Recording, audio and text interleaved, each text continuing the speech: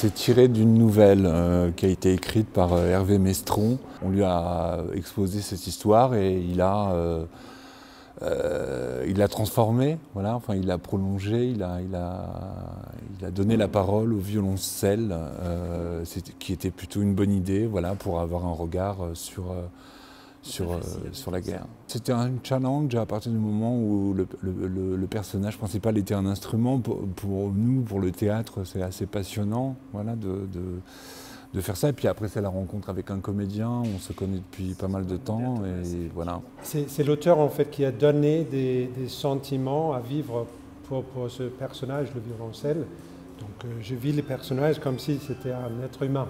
Quand on joue devant des enfants, comme on a fait aujourd'hui, comme on fait souvent, justement de parler de ces atrocités et de voir les enfants qui eux aussi ils savent que c'est une histoire vraie, qu'il se passe des choses comme ça aujourd'hui et que ça continue à être aussi absurde. Je ne suis qu'un violoncelle au service de la nation.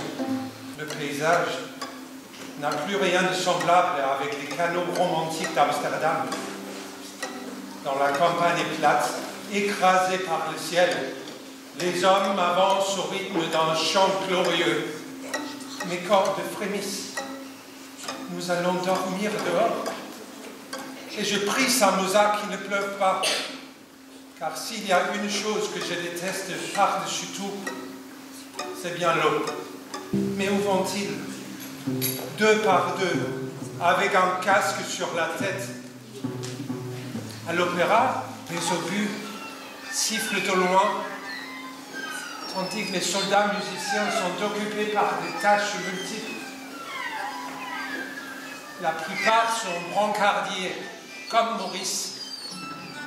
Ils rapatrient les blessés depuis les premières lignes du front jusqu'à l'infirmerie située en retrait. Les morts se comptent chaque jour par dizaines.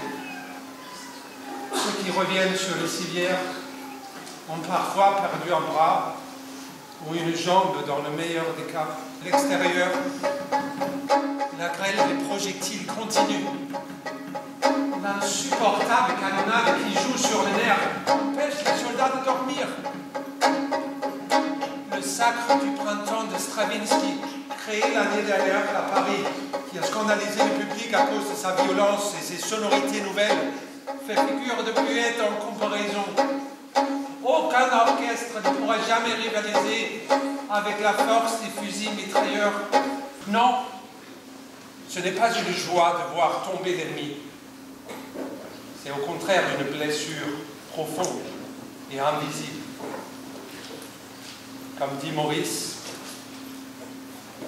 cela fera quelqu'un de moins sur Terre, peut-être un ami inconnu.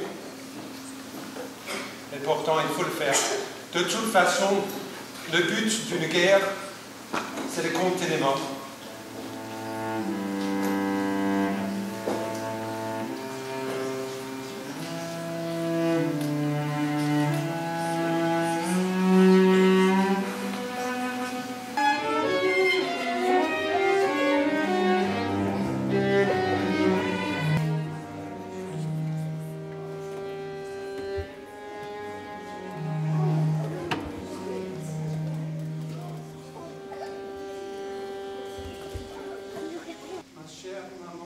Ma chère maman,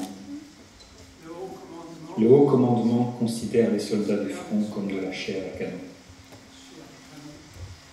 Je ne pensais pas qu'une telle horreur fût possible, qu'une telle absurdité puisse éliminer tant d'hommes, chez nous, comme chez vous. Mais ma chère mère, le pire pour moi, je dois l'avouer, c'est de ne pas avoir le courage de faire de la musique le soir, pour panser les blessures de nos hommes. Je n'ose pas toucher mon violoncelle de peur de verser trop de larmes. À force de secourir les blessés, je ne crois plus en rien.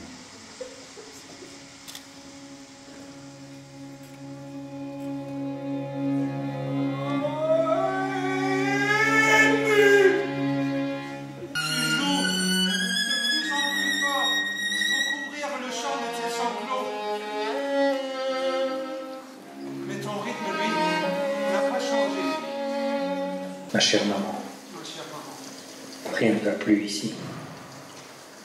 Les Boches nous ont bombardés avec des obus à explosion retardée. L'obus pénètre dans le sol, si implante et n'éclate qu'au bout d'une minute ou deux.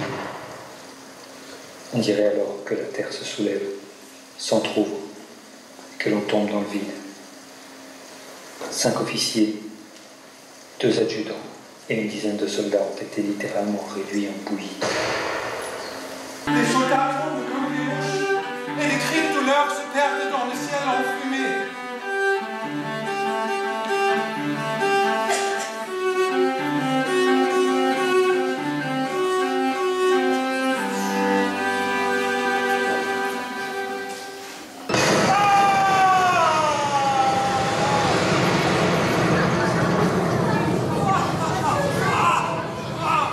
Oh là, ton violoncelle, qu'est-ce qu'il a pris dans le bide? Un vrai puzzle. Oh.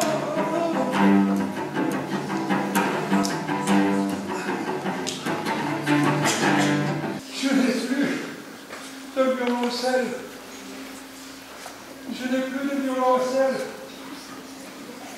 Face à ce qu'il reste de moi, c'est-à-dire pas grand-chose.